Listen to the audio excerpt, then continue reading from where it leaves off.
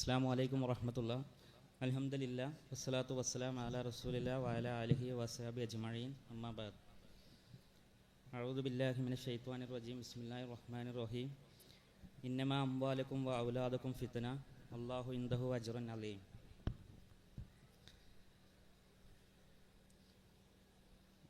Bustanul Uloom Arabic കോളേജിലെ family കോൺഫറൻസിൽ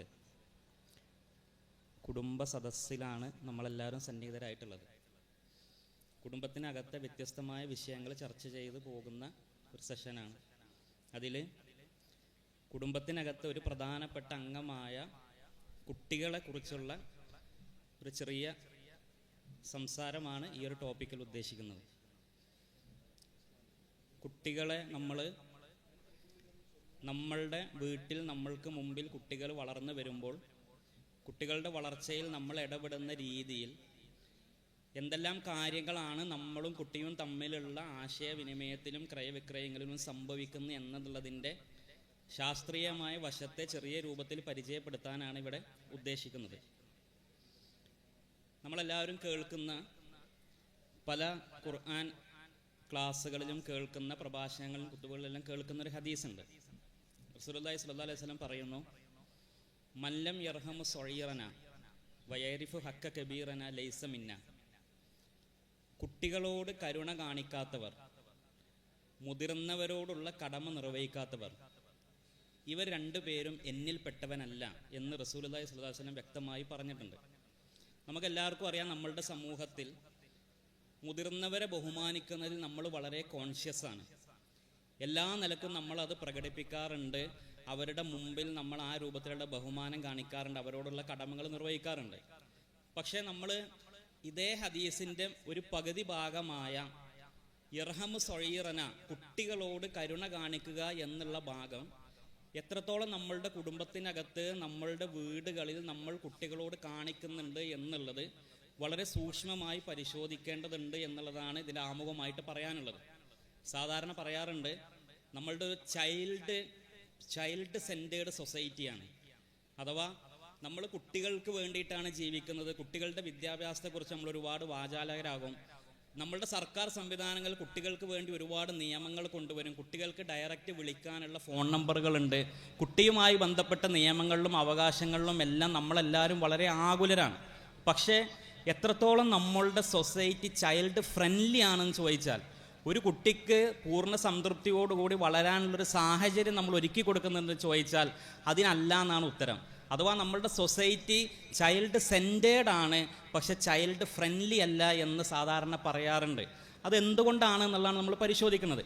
മനുഷ്യൻ എന്ന ജീവി, ലോകത്തെ സകല ജീവജാലങ്ങളെയും എടുത്തു നോക്കിയാലും മനുഷ്യൻ്റെ തലച്ചോറാണ് ഏറ്റവും സാവധാനത്തിൽ വളരുന്ന തലച്ചോറ്, മസ്തിഷ്കം എന്നത് നമുക്ക് കാണാൻ കഴിയും. നമ്മൾ മാമൽസ് എന്ന സ്പീഷീസിൽ പെട്ടതാണ് മനുഷ്യൻ. മാമൽസിൽ രണ്ട് തരത്തിലുള്ള മാമൽസ് ഉണ്ട്. ആൾട്രീഷ്യൽ, പ്രീകോഷ്യൽ എന്ന് പറയും. അഥവാ പ്രീകോഷ്യൽ എന്ന് വെച്ചാൽ ജനിച്ച ഉടനെ എല്ലാ കാര്യങ്ങളും സ്വയം ചെയ്യാൻ കഴിയുന്ന ജീവികളാണ് പ്രീകോഷ്യൽ മാമൽസ്. ആൾട്രീഷ്യൽ മാമൽസ് എന്ന് വെച്ചാൽ ജനിച്ച ഉടനെ മറ്റുള്ള ആളുകളെ ആശ്രയിച്ച് കൊണ്ട് ഭക്ഷണം കണ്ടെത്താനും നടക്കാനും ഓടാനും എല്ലാം മറ്റുള്ളവരുടെ ആശ്രയം വേണ്ടി വരുന്ന എല്ലാം പതുക്കെ പഠിച്ചു വരുന്ന ജീവവർഗമാണ് മാമൽസിലെ ആൾട്രീഷ്യൽ എന്ന് പറഞ്ഞ ജീവവർഗം. മനുഷ്യൻ ആൾട്രീഷ്യൽ മാമൽസിൽ ഏറ്റവും ദീർഘകാല സമയം എടുത്തുകൊണ്ട് വളരുന്ന ഒരേ ഒരു ജീവിയാണ്. ഉദാഹരണത്തിന്, നമ്മളുടെ വീട്ടിൽ ഒരു കുഞ്ഞ് ജനിക്കുന്നു എന്ന് വിചാരിക്കുക. നമ്മളുടെ വീട്ടിൽ അതേ ദിവസം ഒരു ആട് പ്രസവിക്കുന്നു എന്ന് വിചാരിക്കുക. നമ്മൾ ആടിനെ വളർത്തുന്നൊരു വീടാണെന്ന് വിചാരിക്കുക. ഈ ആടിൻ്റെയും കുഞ്ഞിൻ്റെയും ബർത്ത്ഡേ ഒരേ ദിവസമാണ്. നമ്മൾ കുഞ്ഞ് ജനിച്ചു കഴിഞ്ഞ് ഈ കുഞ്ഞ് ഒരു 5-6 മാസം കൊണ്ട് അത് കമിഴ്ന്ന് കിടക്കാൻ തുടങ്ങുന്നു. അത് പിന്നീട് പതുക്കെ മുട്ടുകുത്താൻ തുടങ്ങുന്നു. അത് പിടിച്ചെണീറ്റ് നിൽക്കാൻ തുടങ്ങുന്നു. പിന്നീട് അത് പതുക്കെ ഓരോ സ്റ്റെപ്പ് വെക്കാൻ തുടങ്ങുന്നു. അത് ഓരോ വാക്കുകൾ ഉച്ചരിക്കാൻ തുടങ്ങുന്നു. പിന്നീട് അത് ഓടാനും നടക്കാനും അതേപോലെ തന്നെ ഒരു സെൻറ്റൻസ് മുഴുവനായി സ്ട്രക്ചർ ചെയ്യാനും എല്ലാം പഠിക്കുമ്പോഴത്തേക്ക് ഏകദേശം 4-5 വർഷം കഴിയും. ഈ 4-5 വർഷം കൊണ്ട് ഈ കുട്ടി ജനിച്ച അതേ ദിവസം ജനിച്ച ആട് അത് മറ്റൊരാടിനെ പ്രസവിച്ചിട്ടുണ്ടാവും. കാരണം മനുഷ്യൻ്റെ തലച്ചോറിൻ്റെ വളർച്ച എന്നുള്ളത് അത്രമേൽ സാവധാനത്തിൽ നടക്കുന്നതാണ്. ഏകദേശം 10-12 വർഷം എടുത്തിട്ടാണ് ഒരു ഘട്ടം വരെയെങ്കിലും മനുഷ്യ തലച്ചോറ് ഒരു ഒരു പരിധി വരെ വളരുന്നത്. ഈ വളർച്ചയുടെ ഘട്ടത്തിൽ ഒരു കുട്ടിക്ക് ഏറ്റവും അത്യാവശ്യമായി വേണ്ടതാണ് ഒരു മെറ്റേണൽ കെയറും ഒരു പെറ്റേണൽ കെയറും, അഥവാ ഒരു പിതാവിൻ്റെയും മാതാവിൻ്റെയും കെയറോട് കൂടിയിട്ടാണ് ഈ തലച്ചോറിൻ്റെ ഓരോ ഘട്ടത്തിലും ഒരു കുട്ടി വളരേണ്ടത് എന്നുള്ളതാണ്. അങ്ങനെ നോക്കുമ്പോൾ ഒരു കുട്ടിക്ക് 2 പാരൻ്റ് ഉണ്ട്, ഒരു പാരൻറ്റും ഒരു കോ പാരൻറ്റും. അത് പാരൻറ്റിങ് സൈക്കോളജിയിൽ ഈ 2 പാരൻ്റ് ഒന്ന് സ്ത്രീയും ഒന്ന് പുരുഷനും ആകണമെന്ന് നിർബന്ധമാണ്. കാരണം പിതാവിൻ്റെയും മാതാവിൻ്റെയും ഈ പാരൻറ്റിങ് കുട്ടിക്ക് കിട്ടിയാലേ കുട്ടിൻ്റെ തലച്ചോറിൻ്റെ വളർച്ച ശരിയായ രീതിയിൽ വളരുകയുള്ളൂ എന്നുള്ളത് നമുക്ക് എല്ലാ പാരൻറ്റിങ് സയൻസും പരിശോധിച്ചാലും നമ്മൾക്ക് മനസ്സിലാവും. നമ്മൾ കുട്ടികളെ വളർത്തുന്ന രീതിയിലേക്ക് വരുമ്പോൾ നമ്മൾ ഒരിക്കലും മറ്റു കുട്ടികളെപ്പോലെ എന്തുകൊണ്ട് എൻ്റെ കുട്ടി ആയില്ല എന്ന് പരിതപിക്കേണ്ട ഒരവസ്ഥയും നമുക്ക് ഉണ്ടാവാൻ പാടില്ല. നമ്മളെല്ലാവരും ചായ ഉണ്ടാക്കിയാലും ആ ചായ എല്ലാം വ്യത്യസ്തമായ രുചിയിലായിരിക്കും. ഇനി ഒരേ കമ്പനിയുടെ ചായയും പാലും പഞ്ചസാരയും ഉപയോഗിച്ചുണ്ടാക്കിയാലും നമ്മൾ ഉണ്ടാക്കുന്ന ചായകൾ ഒരേ രൂപത്തിൽ വരില്ല. അതേപോലെ ഒരിക്കലും നമ്മൾ വളർത്തുന്ന കുട്ടികൾ എല്ലാ കുട്ടികളും ഒരേപോലെ വരില്ല എന്നുള്ളത് മനസ്സിലാക്കുക. അഥവാ ഇനി പ്രവാചകന്മാരുടെ മക്കളിലേക്ക് നമ്മൾ കണ്ണോടിച്ചാൽ പോലും ഇബ്രാഹിം നബി അലൈഹി സ്വലാമിൻ്റെ മക്കൾ അവരുടെ സന്താന പരമ്പരകളിലെല്ലാം സ്വാലിഹീങ്ങളായ മക്കളായി വളർന്ന് നമുക്ക് കാണാൻ കഴിയും. അതേസമയം നൂഹ് നബി അലൈഹി സ്വലാമിൻ്റെ മകൻ അത് വഴിപിഴച്ച് പോയതും അള്ളാഹുവിനെ ധിക്കരിച്ച് പോയതും നമുക്ക് കാണാൻ കഴിയും. എന്നാൽ യക്കൂബ് നബി അലൈഹി സ്വലാമിൻ്റെ മക്കളിൽ ചില മക്കൾ സ്വാലിഹീങ്ങളാവുകയും ചില മക്കൾ വഴിതെറ്റി പോവുകയും നമ്മൾ കാണുന്നുണ്ട്.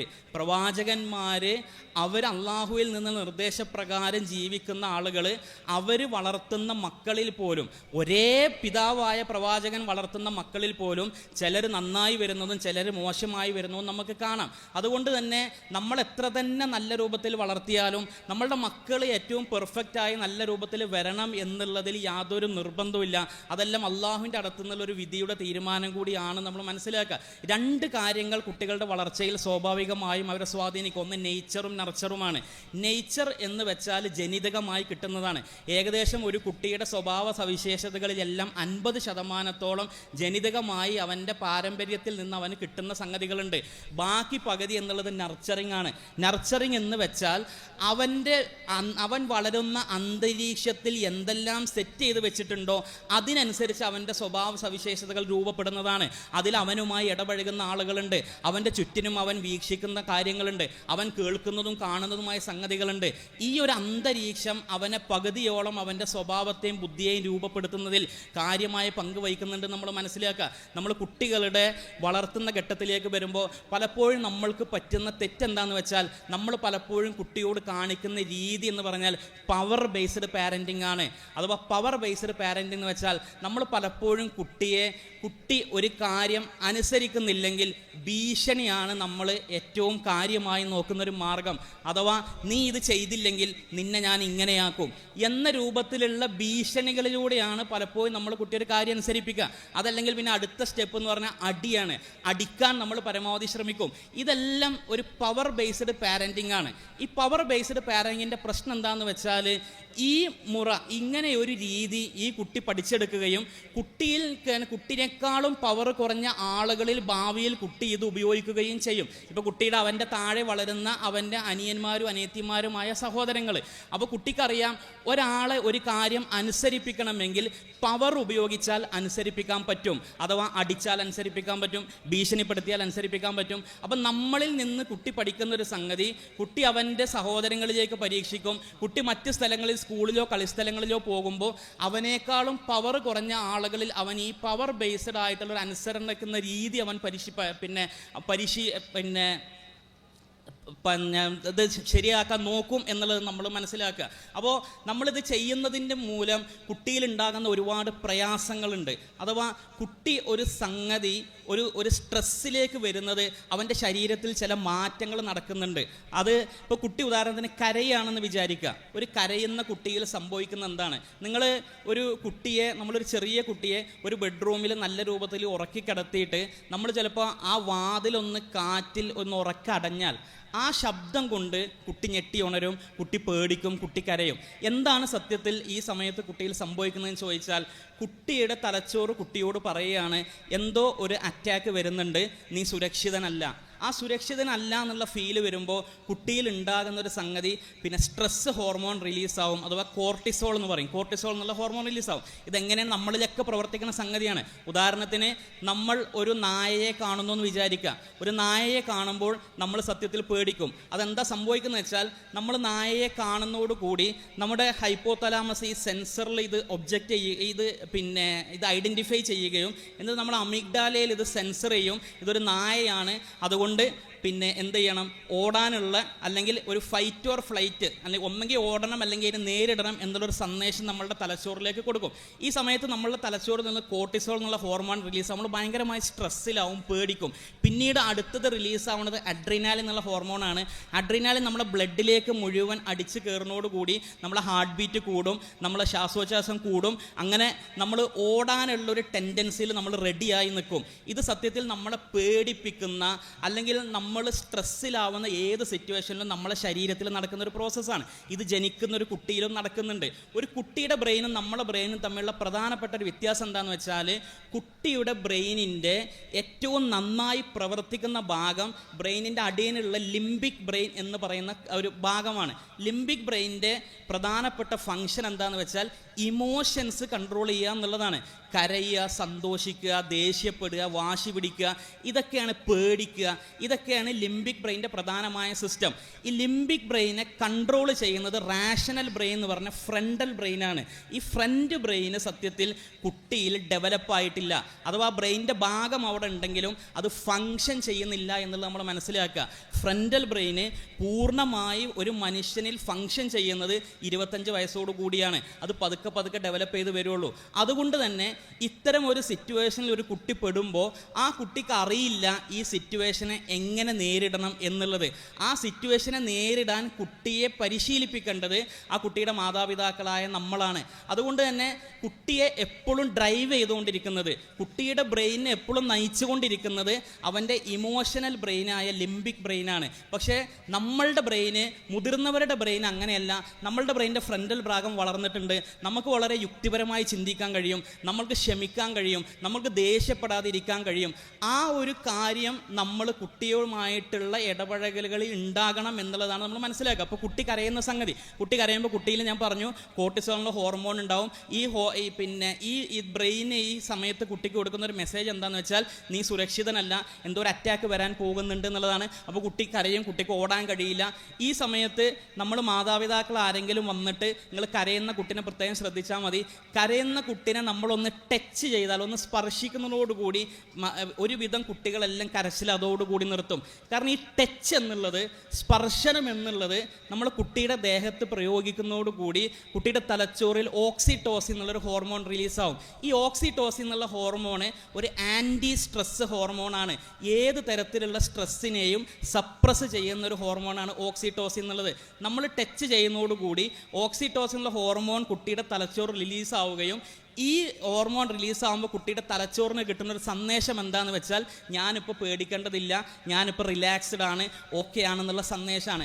അതുകൊണ്ടാണ് സ്പർശനം എന്നുള്ളത് ഒരു കുട്ടിയിൽ ഏറ്റവും ഇമ്പോർട്ടൻ്റ് ആയ ഒരു ഘടകമായി വരുന്നത്. സ്ത്രീകൾക്കും കുട്ടികൾക്കും അവരുടെ ഏത് സ്ട്രെസ്ഫുൾ സിറ്റുവേഷനിലും ഏറ്റവും പ്രധാനപ്പെട്ടൊരു മരുന്നാണ് ഇഷ്ടമുള്ള, അവർ സ്നേഹിക്കുന്ന ആളുടെ അടുത്ത് നിന്നുള്ളൊരു സ്പർശനം എന്നുള്ളത്. ആ സ്പർശനം എന്നുള്ള നമ്മൾ കുട്ടിയെ ഏത് സ്ട്രെസ് സിറ്റുവേഷനിലും നമ്മൾ എടുത്ത് ഇങ്ങനെ മാറോട് ചേർത്ത് നിർത്തിയാൽ കുട്ടിക്ക് ഭയങ്കര റിലാക്സേഷൻ ഫീൽ ചെയ്യും. കുട്ടിയുടെ ശരീരത്തിൽ മുഴുവൻ ഓക്സിറ്റോസിൻ എന്നുള്ള ഹോർമോൺ ഉണ്ടാവും. ഈ ഓക്സിറ്റോസിൻ എന്നുള്ള ഹോർമോൺ സ്ട്രെസ് ഹോർമോണായ കോർട്ടിസോളിൻ്റെ അളവിനെ കുറക്കും, അഡ്രിനാലിൻ്റെ അളവിനെ കുറക്കും. കുട്ടിയുടെ ബ്രീത്തിങ് നോർമലാവും, കുട്ടിയുടെ ഹാർട്ട് ബീറ്റ് നോർമലാവും. അങ്ങനെ കുട്ടി ഒരു റിലാക്സ്ഡ് ഫോമിലേക്ക് വരും. ഇനി നമ്മളെടുത്ത് പറ്റുന്ന ഒരു അബദ്ധം എന്താണെന്ന് വെച്ചാൽ, കുട്ടി ഏതെങ്കിലും കാര്യങ്ങൾക്ക് വാശി പിടിക്കുന്നു എന്ന് വിചാരിക്കുക, കുട്ടി ഏതെങ്കിലും കാര്യം പറഞ്ഞാൽ അനുസരിക്കുന്നില്ല എന്ന് വിചാരിക്കുക.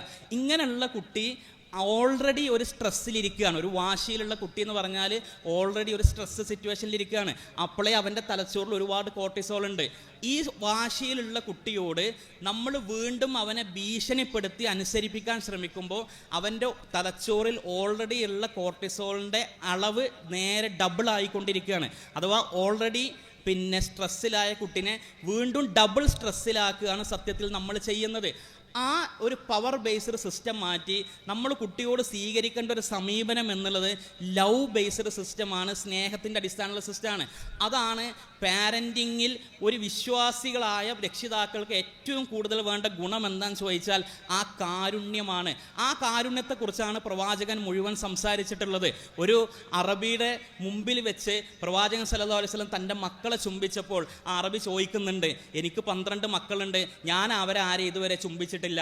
അപ്പോൾ പ്രവാചകൻ സല്ലല്ലാഹു അലൈഹി വസല്ലം അദ്ദേഹത്തോട് പറയുന്നുണ്ട്, അള്ളാഹു നിങ്ങളുടെ ഹൃദയത്തിൽ കാരുണ്യം ഇട്ട് തരാത്തതിന് ഞാൻ എന്ത് ചെയ്യാനാ എന്നുള്ളത്. ആ കാരുണ്യം ഭൂമിയിൽ പച്ചക്കരയുള്ള ഏത് മനുഷ്യരോടും കാണിക്കണമെന്ന് പറഞ്ഞ ആ കാരുണ്യം, കുട്ടികളോട് കരുണ കാണിക്കാത്തവൻ എന്നിൽപ്പെട്ടവനല്ല എന്ന് പറഞ്ഞ ആ കാരുണ്യം കുട്ടികളോടുമായിട്ടുള്ള ഏത് ഡീലിങ്സിലും അത് കാണിക്കാൻ നമ്മൾക്ക് കഴിയണം. കാരണം നമ്മളെ പ്രശ്നം എന്താ വെച്ചാൽ നമ്മൾ കുട്ടികളിലേക്ക് അനുസരിപ്പിക്കാൻ പോകുന്നത് തന്നെ നമ്മൾ തന്നെ ദേഷ്യപ്പെട്ടിട്ടാണ്. നിങ്ങൾ മനസ്സിലാക്കുക, നമ്മളുടെ ഫ്രണ്ടൽ ബ്രെയിൻ വളർന്നിട്ടുണ്ട്. എത്ര ദേഷ്യം വന്ന സിറ്റുവേഷനിലും നമ്മളുടെ റാഷണൽ ബ്രെയിൻ കൊണ്ട് നമ്മളെ ദേഷ്യത്തെ നിയന്ത്രിക്കാനുള്ള ശേഷി ആർജിച്ചവരാണ് മുതിർന്നവരെന്നുള്ളത്. പക്ഷേ നമ്മളെപ്പോലത്തെ ആ ശേഷി ആ കുട്ടിക്കില്ല എന്ന് മനസ്സിലാക്കിക്കൊണ്ട് എത്ര സ്ട്രെസ്സിലായ കുട്ടിയെയും നമ്മളൊരു സ്പർശനത്തിലൂടെ ചേർത്ത് നിർത്തി വളരെ കാമായിട്ട് സംസാരിക്കാൻ നമ്മൾക്ക് കഴിയണം. എന്തുകൊണ്ടാണ് നമ്മൾ പറയുമ്പോൾ കുട്ടികൾ അനുസരിക്കാത്തതെന്നുള്ളതാണ് ഏറ്റവും വലിയ രക്ഷിതാക്കളുടെ പരാതി. ആ ഒരു പ്രശ്നം എങ്ങനെ പരിഹരിക്കും എന്നുള്ളതാണ് എല്ലാവരും ആശങ്കപ്പെടുന്ന ഒരേ ഒരു സംഗതി. നിങ്ങൾക്കറിയോ, നമ്മൾ ആദ്യം വിചാരിക്കേണ്ടത് കുട്ടികൾക്ക് കുട്ടികളുടേതായ ചില മാനസരങ്ങളുണ്ട്, ക്യാരക്ടറിസ്റ്റിക്സ് ഉണ്ട്. അഥവാ കുട്ടി എപ്പോഴും പറഞ്ഞാൽ അനുസരിക്കണം എന്നില്ല. കുട്ടി പലതിനോടും നോ പറയും. കുട്ടി ചിലപ്പോൾ അടുക്കും ചിട്ടയും ഉണ്ടാവില്ല. കുട്ടിക്ക് എപ്പോഴും ദേഷ്യം വരും. കുട്ടി എപ്പോഴും വാശി കാണിക്കും. പക്ഷെ ഇതല്ല ഒരു മുതിർന്ന ആളുടെ ക്യാരക്ടറിസ്റ്റിക് എന്നുള്ളത്. നമുക്ക് ഒരു സ്ഥലത്ത് അടങ്ങി ഒതുങ്ങിയിരിക്കാൻ കഴിയും. നമ്മൾക്കെല്ലാം വൃത്തിയോടെ അടക്കി ഒതുക്കി വെക്കാൻ കഴിയും. നമ്മൾക്ക് ആളുകളോട് ദേഷ്യപ്പെടാതിരിക്കാൻ കഴിയും. നമ്മൾക്ക് വാശി പിടിക്കാതിരിക്കാൻ കഴിയും. കാരണം ഇതെല്ലാം ചെയ്യുന്നത് ഈ ഫ്രണ്ടൽ ബ്രെയിനാണ്. അത് കുട്ടിയിൽ ഇല്ലാത്തത് കൊണ്ടാണ് കുട്ടി അങ്ങനെ പെരുമാറുന്നത്. ഇനി കുട്ടിയിൽ നമ്മൾക്ക് ഇത് അനുസരിപ്പിക്കണമെങ്കിൽ നമ്മൾ ചെയ്യേണ്ട ചില സംഗതികളുണ്ട്. അഥവാ നമ്മൾ കുട്ടികളോട് ഒരു കാര്യം പറയുന്ന സമയത്ത് നമ്മൾ അതിൻ്റെ ഡിസ്റ്റൻസ് നോക്കണം. ഒന്ന് എത്രത്തോളം ദൂരെ നിന്നാണോ നമ്മൾ കുട്ടിക്ക് ഒരു ഇൻസ്ട്രക്ഷൻ കൊടുക്കുന്നത് അത്രയും കുട്ടി അനുസരിക്കാതിരിക്കാനുള്ള സാധ്യത വളരെ കൂടുതലാണ്. നിങ്ങൾ നോക്കുക, നമ്മൾ സ്കൂളിലൊക്കെ പോകുന്ന ഒരുക്കം നടക്കുന്ന രാവിലെ സമയത്ത് വീടുകളിൽ ഉമ്മമാർക്കറിയാം കുട്ടികളോട് നിരന്തരമായി ഇൻസ്ട്രക്ഷൻസ് കൊടുക്കുന്ന സമയമാണ്. ആ സമയത്തെല്ലാം ഉമ്മ വീടിൻ്റെ അടുക്കളയിലും കുട്ടി വേറെ ഏതോ സ്ഥലത്തൊരു ബെഡ്റൂമിലും ആയിരിക്കും. ഇത്രയും ഉച്ചത്തിൽ ഇത്രയും ദൂരെ നിന്നുകൊണ്ട് കുട്ടിയിലേക്ക് ഇൻസ്ട്രക്ഷൻസ് കൊടുക്കുന്ന സമയത്ത് കുട്ടി അനുസരിക്കാതിരിക്കാൻ തന്നെയാണ് സാധ്യത കൂടുതൽ എന്നുള്ള മനസ്സിലാക്കുക. കാരണം ഒച്ച ഇട്ടിട്ടാണ് ഇൻസ്ട്രക്ഷൻസ് കൊടുക്കുന്നത്. നമ്മൾ ഇൻസ്ട്രക്ഷൻ കൊടുക്കുമ്പോൾ പരമാവധി അടുത്ത് നിന്ന് കൊടുക്കാൻ ശ്രമിക്കണം. രണ്ടാമത്തത് സ്പർശനം ഉണ്ടാവണം. നമ്മൾ കുട്ടിയോട് ഒരു കാര്യം പറയുമ്പോൾ കുട്ടിയുടെ ദേഹത്ത് കൈവച്ചിട്ട്, തോളിൽ കൈവച്ചിട്ട്, കയ്യിൽ കൈ പിടിച്ചിട്ട് ആ സ്പർശനത്തോടു കൂടി കുട്ടിയോട് സംസാരിക്കണം. മൂന്നാമത്തത് കുട്ടിയുമായി ഐ കോണ്ടാക്ട് മെയിൻറ്റെയിൻ ചെയ്യണം. നമ്മൾ കുട്ടിയുടെ കണ്ണിൽ നോക്കി സംസാരിക്കണം. നമ്മൾ സംസാരിക്കുമ്പോൾ പുഞ്ചിരി ഉണ്ടാവണം. നമ്മൾ വളരെ കാമായിട്ട് സംസാരിക്കണം. ഇത്രയും സംഗതികൾ ശ്രദ്ധിച്ചാൽ കുട്ടി അനുസരിക്കാനുള്ള സാധ്യത കൂടുതലാണ്. എന്നാലും നമ്മൾ പ്രതീക്ഷിക്കണം കുട്ടി അനുസരിക്കില്ല എന്നുള്ളത്. കാരണം അത് കുട്ടിയാണ്. കുട്ടികൾ എപ്പോഴും നോ പറയാൻ തന്നെയാണ് സാധ്യത കൂടുതൽ. പക്ഷെ നമ്മൾ ശ്രദ്ധിക്കേണ്ട വേറൊരു സംഗതി, ഒരിക്കലും നമ്മൾ ദേഷ്യപ്പെട്ടുകൊണ്ടാവരുത് കുട്ടികളോട് സംസാരിക്കണം എന്നുള്ളതാണ്. നമ്മൾ ഇത്രയൊക്കെ ചെയ്താലും ചിലപ്പോൾ കുട്ടി സംസാരിക്കാതിരിക്കാനുള്ള സാധ്യത കൂടുതലാണ്. ഞങ്ങളുടെ പ്രവാചകൻ സല്ലല്ലാഹു അലൈഹി വസല്ലം ഒരു ഹദീസ് പറഞ്ഞുതരാം. അനസ് റളിയല്ലാഹു അൻഹു ഏകദേശം 10 വർഷത്തോളം കുട്ടിയായിരുന്നപ്പോൾ പ്രവാചകൻ സല്ലല്ലാഹു അലൈഹി വസല്ലമിൻ്റെ വീട്ടിൽ വളർന്നൊരു കുട്ടിയാണ് അനസ് റളിയല്ലാഹു അൻഹു. ഈ അനസ് റളിയല്ലാഹു അൻഹു ഒരു ഹദീസിൽ പറയുന്നുണ്ട്, തൻ്റെ പഴയ കാലം ഓർമ്മിച്ചുകൊണ്ട്, ഒരിക്കൽ പ്രവാചകൻ സല്ലല്ലാഹു അലൈഹി വസല്ലം എന്നോടൊരു സ്ഥലം വരെ പോകാൻ പറഞ്ഞു. കുട്ടിയോടൊരു കാര്യം പറയുക, നമ്മൾ പറയില്ലേ, ഒന്ന് റേഷൻ പിടി പോയി വരുമോ അല്ലെങ്കിൽ ഒന്ന് കടയിൽ പോയി വരുമോ. അപ്പോൾ അനസ് റളിയല്ലാഹു അൻഹു പ്രവാചകൻ സല്ലല്ലാഹു അലൈഹി വസല്ലം പറഞ്ഞു, നീ ഒന്ന് ഈ സ്ഥലം വരെ പോയി വരണം എന്ന് പറഞ്ഞു. അപ്പോൾ അനസ് റളിയല്ലാഹു അൻഹു പറഞ്ഞു, വല്ലാഹി ഞാൻ പോവില്ല, വല്ലാഹി ഞാൻ പോവില്ല എന്ന് പ്രവാചകൻ സല്ലല്ലാഹു അലൈഹി വസല്ലം ഒരു കുട്ടി പറയാണ്. എന്നിട്ട് അനസ് റളിയല്ലാഹു അൻഹു പറയാണ്, അള്ളാഹുവിൻ്റെ റസൂലാണല്ലോ ഇത് പറഞ്ഞത് എന്നതുകൊണ്ട് മാത്രം ഞാൻ പോകാൻ തീരുമാനിച്ചു. അങ്ങനെ അദ്ദേഹം ആ ആവശ്യത്തിന് വേണ്ടി പോവുകയാണ്. പോകുന്ന സമയത്ത് അങ്ങാടിയിൽ വെച്ചിട്ട് കുട്ടികൾ കളിക്കുന്നത് കണ്ടു. കുട്ടികൾ കളിച്ച് നിൽക്കുന്ന കണ്ടപ്പോൾ അനസ് റളിയല്ലാഹു അൻഹു ആ കളി നോക്കി അവിടെ നിന്നു. അപ്പോൾ പ്രവാചകൻ സല്ലല്ലാഹു അലൈഹി വസല്ലം ഒരുപാട് നേരം കാത്തു നിൽക്കുകയാണ്. ഒരു കുട്ടീനെ ഒരു ആവശ്യത്തിന് പറഞ്ഞയച്ചാണ്, കാണുന്നില്ല. അങ്ങനെ പ്രവാചകൻ സല്ലല്ലാഹു അലൈഹി വസല്ലം ഇദ്ദേഹത്തെ തെരഞ്ഞു പോവാണ്. തെരഞ്ഞു പോയി നോക്കുമ്പോൾ അങ്ങാടിയിൽ എത്തിയപ്പോണ്ട് ഈ കുട്ടി അവിടെ വേറെ കുട്ടികളുടെ കളി കണ്ട് നിൽക്കുകയാണ്. കാരണം അനസ് റളിയല്ലാഹു അൻഹു അങ്ങനെ ചെയ്യുള്ളൂ. കാരണം അദ്ദേഹം കുട്ടിയാണ്, അദ്ദേഹത്തിൻ്റെ റാഷണൽ ബ്രെയിൻ വളർന്നിട്ടില്ല, ഇമോഷണൽ ബ്രെയിൻ കൊണ്ടാണ് ചിന്തിക്കുന്നത്. അപ്പോൾ പ്രവാചകൻ സല്ലല്ലാഹു അലൈഹി വസല്ലം ഇത് കളി കണ്ടുകൊണ്ടിരിക്കുന്ന ഒരു കുട്ടി ഒരു ആവശ്യത്തിന് പറഞ്ഞയച്ചാണ്. നിങ്ങൾ നമ്മളെ സ്വയം ആ സിറ്റുവേഷനിലൊന്ന് ആലോചിച്ച് നോക്കുക, നമ്മൾ എന്ത് ചെയ്യുമെന്നുള്ളത്. എന്നിട്ട് അനസ് റളിയല്ലാഹു അൻഹു പറയാണ്, ഞാൻ അവിടെ കളി കണ്ടു നിന്നപ്പോൾ പ്രവാചകൻ സല്ലല്ലാഹു അലൈഹി വസല്ലം വന്ന് എൻ്റെ തോളിൽ കൈവച്ചു. അപ്പോൾ ഞാൻ തിരിഞ്ഞു നോക്കി. അപ്പോൾ പ്രവാചകൻ സല്ലല്ലാഹു അലൈഹി വസല്ലം എന്നെ നോക്കി പുഞ്ചിരിച്ചു. എന്നിട്ട് എന്നോട് ചോദിച്ചു, യാ ഉനൈസ്. നിങ്ങൾ ആലോചിച്ച് നോക്കണം, അനസ് എന്നാണ് പേര്, ഉനൈസ് എന്ന് സ്നേഹത്തോടെ വിളിക്കുന്ന പേരാണ്. നമ്മളൊക്കെ വീട്ടിൽ വിളിക്കുന്ന ഒരു പേരുണ്ടാവുമല്ലോ, യാ ഉനൈസ്, നീ ഞാൻ പറഞ്ഞ സ്ഥലത്തേക്ക് പോയോ എന്ന് ചോദിച്ചു. അപ്പോൾ അനസ് റളിയല്ലാഹു അൻഹു പറഞ്ഞു, അള്ളാഹുവിൻ്റെ റസൂലേ, ഞാൻ പോയിട്ടില്ല, ഞാനിതാ പോവാന്ന് പറഞ്ഞ് അദ്ദേഹം അവിടെ നിന്ന് ഓടിപ്പോവാണ്. എന്നിട്ടാണ് അനസ് റളിയല്ലാഹു അൻഹു പറയുന്നത്, നമ്മളെല്ലാവരും കേൾക്കുന്ന ഹദീസിൻ്റെ പ്രധാനപ്പെട്ട ഭാഗം, ഞാൻ 10 വർഷത്തോളം പ്രവാചകൻ സല്ലല്ലാഹു അലൈഹി വസല്ലമയുടെ വീട്ടിൽ അദ്ദേഹത്തിൻ്റെ കൂടെ ജീവിച്ചു. ഇന്നേ വരെ എന്നോട് നീ എന്തുകൊണ്ട് ഇത് ചെയ്തു എന്നോ നീ എന്തുകൊണ്ട് ഈ കാര്യം ചെയ്തില്ല എന്നോ എന്നോട് ഇതുവരെ അദ്ദേഹം ചോദിച്ചിട്ടില്ല. നിങ്ങൾ പ്രവാചകൻ സല്ലല്ലാഹു അലൈഹി വസല്ലം ചെയ്ത രീതി നോക്ക്. നമ്മൾ നേരത്തെ പറഞ്ഞ പോലെ അദ്ദേഹം അടുത്ത് നിന്നാണ് സംസാരിച്ചത്. ആദ്യം സംസാരിച്ചപ്പോൾ നോ എന്ന് പറഞ്ഞു, രണ്ടാമത് വീണ്ടും സംസാരിച്ചപ്പോൾ അടുത്ത് നിന്നാണ്. 2 തോളിൽ കൈവച്ചോടെ ടച്ച് ഉണ്ട്. ഞാൻ നോക്കിയപ്പോൾ പ്രവാചകൻ എന്നെ നോക്കി, ഐ കോണ്ടാക്റ്റ് ഉണ്ട്, അദ്ദേഹം പുഞ്ചിരിച്ചു, സ്മൈലുണ്ട്. വളരെ കാമായിട്ട് സ്നേഹത്തോടെയാണ് ചോദിച്ചത്, ഉനൈസ്, നീ ഞാൻ പറഞ്ഞ സ്ഥലത്തേക്ക് പോയോ? ഇത് പാരൻറ്റിങ്ങിൽ അങ്ങേയറ്റം വേണ്ട ഒരു സംഗതിയാണ് ക്ഷമ എന്നുള്ളത്. നിങ്ങൾ ആലോചിച്ച് നോക്കുക, ഇങ്ങനെയൊക്കെ ഒരു കുട്ടീനെ വളർത്തുകയാണെങ്കിൽ ഭയങ്കര ബുദ്ധിമുട്ടാണ്. കാരണം അത്രയും ക്ഷമ നമ്മൾക്ക് അത്യാവശ്യമാണ് ഇങ്ങനൊരു സംഗതിയിൽ. നമ്മൾ ഒച്ച വെച്ച് സംസാരിക്കുന്നതിനേക്കാൾ നല്ലത് കുട്ടിയോട് പിന്നെ നമ്മൾ യെല്ലിങ് എന്നാ പറയുക, അഥവാ അലറുക. ഒരു കാര്യം സംസാരിക്കണമെങ്കിൽ കുട്ടിയോട് നമ്മൾ അലറലാണ് പല വീട്ടിലും. ഈ അലർച്ചയേക്കാൾ നല്ലത് കുട്ടിയെ ഇരുത്തി സംസാരിക്കുന്നതാണ്. ആ ഇരുത്തി സംസാരിക്കുന്നതിനേക്കാൾ നല്ലത് അവൻ അതിൻ്റെ പർപ്പസ് മനസ്സിലാക്കി കൊടുക്കലാണ്. അഥവാ നമ്മൾ ഇൻട്രൻസിക് മോട്ടിവേഷൻ, എക്സ്ട്രൻസിക് മോട്ടിവേഷൻ എന്ന് പറയും. കുട്ടി ഒരു കാര്യം ചെയ്യുന്നത് പുറത്തുള്ള എക്സ്റ്റേണൽ റിവാർഡുമായി ബന്ധപ്പെട്ടതാണെങ്കിൽ അത് നമ്മളുടെ മുമ്പിൽ മാത്രമേ ഉണ്ടാവുള്ളൂ. കാരണം ഞാനിത് ചെയ്താൽ എനിക്ക് ഇന്ന നേട്ടമുണ്ട്, ഞാനിത് ചെയ്തില്ലെങ്കിൽ എനിക്കൊരു അടി കിട്ടാനുള്ള സാധ്യത ഉണ്ട്. ഇതെല്ലാം എക്സ്റ്റേണൽ മോട്ടിവേഷനാണ്, എക്സ്ട്രൻസിക് മോട്ടിവേഷൻ എന്ന് പറയും. അഥവാ ഞാൻ ഈ കാര്യം ചെയ്യുന്നത് എൻ്റെ താല്പര്യം കൊണ്ടാണ് എന്ന് കുട്ടിക്ക് ബോധ്യപ്പെടണമെങ്കിൽ അതിൻ്റെ പർപ്പസ് കുട്ടിക്ക് ബോധ്യപ്പെടണം. അത് ബോധ്യപ്പെടുത്തുക എന്ന് പറഞ്ഞാൽ കുട്ടിയെ ഇരുത്തി സംസാരിക്കണം, കുട്ടിയുമായി ഡിസ്കസ് ചെയ്യണം, കുട്ടിക്ക് പറയാനുള്ളത് മുഴുവൻ നമ്മൾ ലിസൺ ചെയ്യണം. ഇതെല്ലാം ഒരുപാട് സമയമെടുക്കുന്നൊരു പ്രോസസ്സാണ്, ഒരുപാട് ക്ഷമ വേണ്ട ഒരു പ്രോസസ്സാണ്. അത്രമേൽ ക്ഷമ വേണ്ട ഒന്നാണ് പാരൻറ്റിങ് എന്നുള്ളത് നമ്മൾ മനസ്സിലാക്കുക.